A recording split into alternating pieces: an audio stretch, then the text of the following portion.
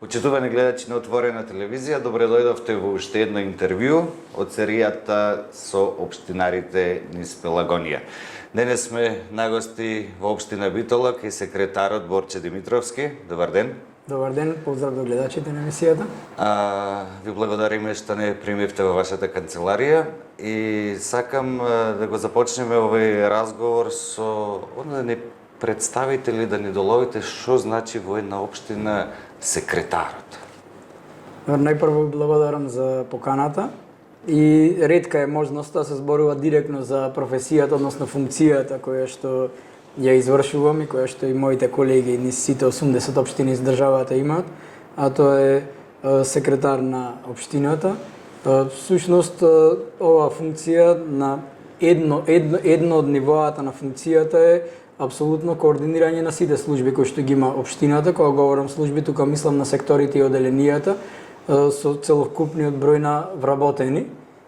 Значи менаџирањето и раководењето и координирањето, но уште две други нивоа кои што се многу важни.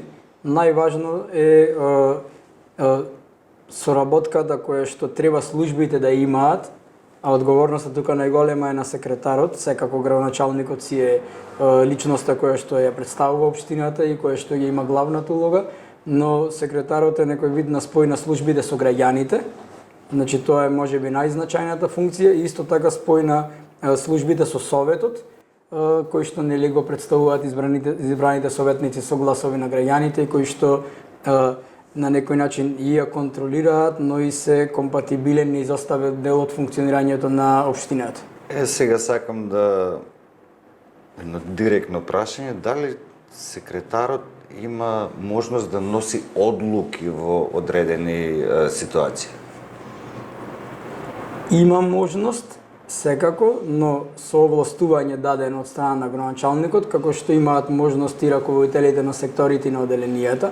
Меѓутоа, генерално политиката на општината се раководи од програмата на градоначалникот која што е понудил на локалните избори и секако од страна на советот кој што ги носат главните одлуки и акти кои што општината треба да ги спроведува.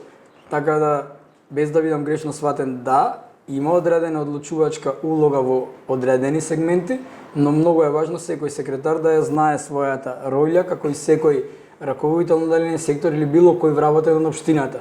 Сите имаат своја обврска и своји одговорности, но на крај секако одлуките на советот треба да бидат апсолутни, доколку се законски и се во интерес на граѓаните, а крајниот потпис како овластено лице и представник на општината го има градоначалникот. Сега сакам да зачнеме на тема која што се случува воглавно со назначувањето на секретарите на општините, па и секретари воопшто на една влада и така натаму. Тоа зависи од моменталната гарнитура која што ја води општината.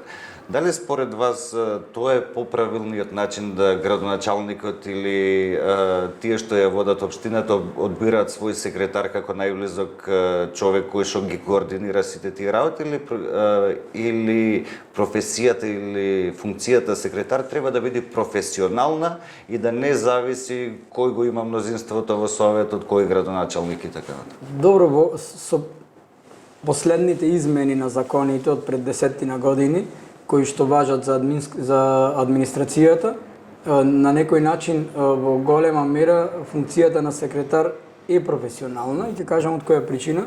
Бидејќи за да се обавува функција секретар, потребно е лицето кое што извршува таа функција, за да може да го именува градоначалникот, да биде вработен во општината и да биде или раководител на сектор или раководител на оделение. Што значи?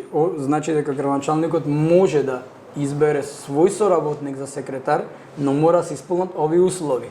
Така да сега имаме да избере од секторите кои што се постојат варијанти како јас што станав дел од општината да надворешно лице стане секретар, но јас не станав како надворешно, требаше најпрво да се вработам, да ги исполнувам законските услови за местото кое што го имам. И јас конкретно сум раководител на секторот за нормативно-правни и имотно-правни односи во општината. Така. И после тоа, тој политички дел на именување на функцијата е точно изборот кој од лицата кои што ги исполнуваат условите да биде секретар врзано со мандатот на градоначалникот.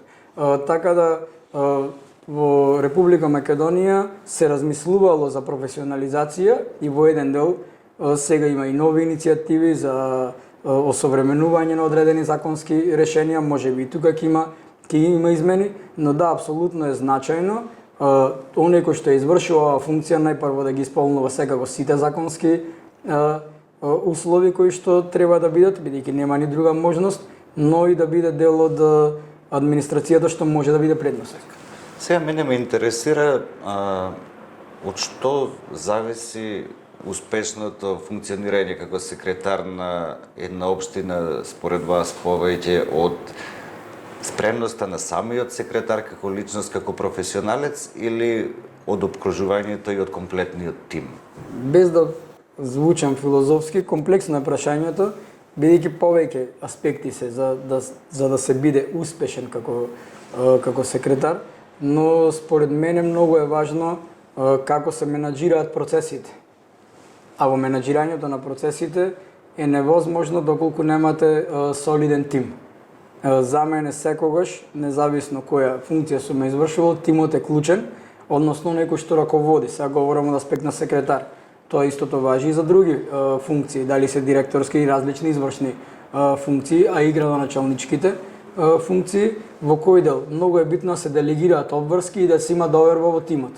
Еден човек не може ништо сам да направи и како што некој попаметен од мене кажал, ако го прашале Ајнштајн кој е попаметен од него, тој кажал јас и уште еден.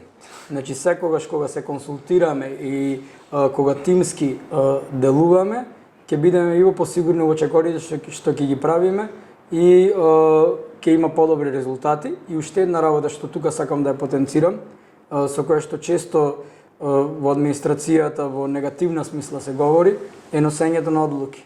Значи многу е важно не само градоначалникот, кој што има исклучителното право на носење на одлуки, но и секој од поделенијата и секторите од раководителите да носат одлуки.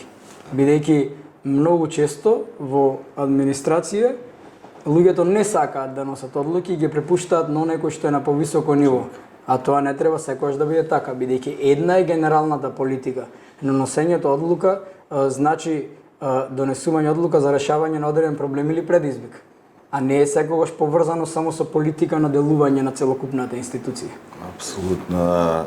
Сега за крај сакам да направиме да ни кажете дали е возможно да се направи паралела на секретар на општина во македонски услови со функцијата по западните метрополи или по светските метрополи како шеф на администрација, например, кои многу често имат и пресудна улога во доносењето на одредени одлуки во општината.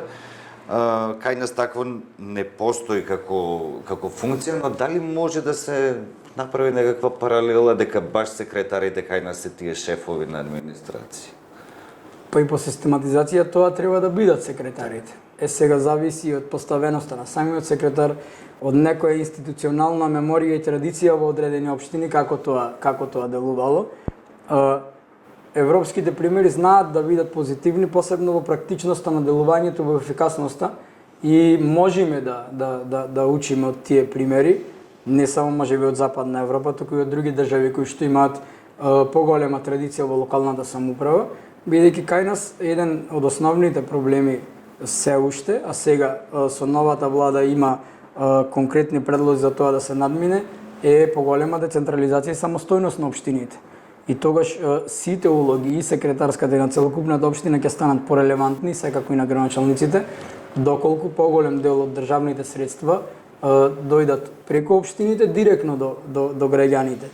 И секретарот треба токму тој кој што треба да ги искоординира процесите, да изменаџира, бидејќи за да добиеме средства, еве конкретно сега, од владата ни е потребно да имаме проектна документација. Ако не сме работеле добро и не сме изготвиле и не сме ги менаџирале, секако дека прво ќе падне одговорноста на раководител на оделението, ама после ќе биде секторот, па секретарот и на крај ќе биде градоначалникот, бидејќи затоа постои тој синџир кој што е, бидејќи нити секретарот сам може се да сработи, ниту градоначалникот и се знае како тие улоги треба да се компатибилни и како да се поклопуваат. Така да европските примери можат да бидат добри.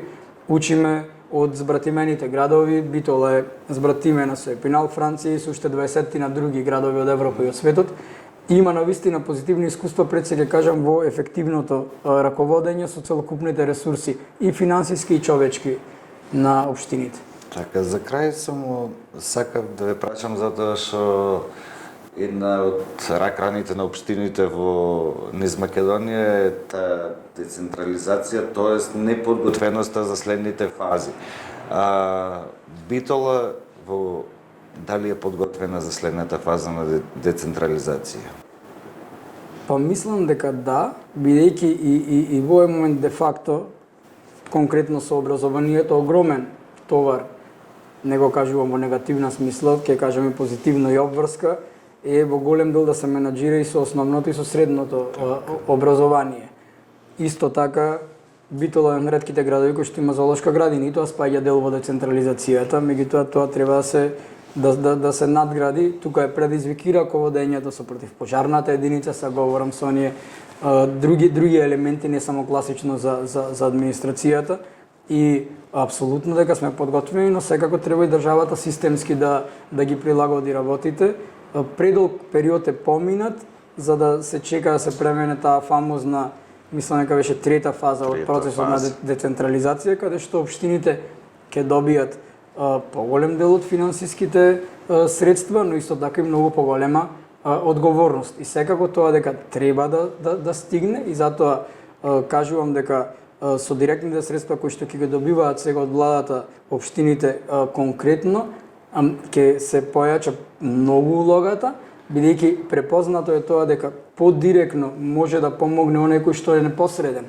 Че општината повеќе може да му помогне на граѓаните на Битола отколку централната власт, и тоа е секаде пример, не само во Македонија, така треба да биде. И затоа мора да дојде таа следна фаза на децентрализација, без разлика што би се зеле одредени потенцијални ризици во предвид, но тој чекор треба да се премине се со цел да можеме, уште еднаш ќе кажам, да бидеме многу поефективни во искористување на сите ресурси кои што ги имаме на располагање.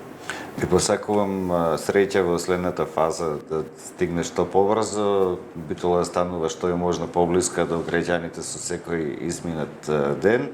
Ви благодарам за ова кратко интервју, се надевам дека бевме содржајни, иако кратки. Вас, почитувани гледачи, ви благодарам за вниманието и се гледаме наскоро со следно интервју.